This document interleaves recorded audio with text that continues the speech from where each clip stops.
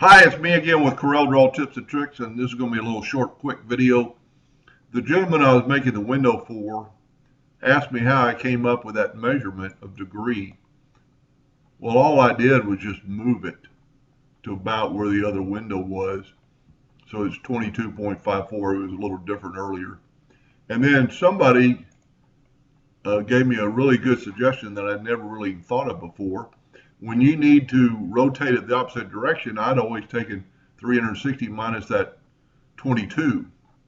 So all you have to do, and his suggestion is great, press in the minus sign.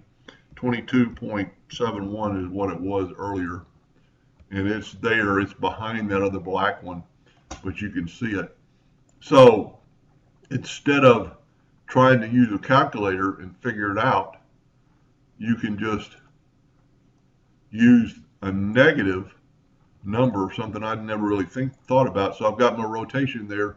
I'm going to go negative 22.71 and then Control D. And then you'll have to, I don't think it actually moved it, and Corel does that sometimes. So I'm going to go minus 22.71 on the second one, and it moved it to the second position. And then Corel will take over Control D, or it should. A lot of times it doesn't, and it's a little irritating, but that's how it works. Anyway, I hope that helped a little bit, and thank you for watching.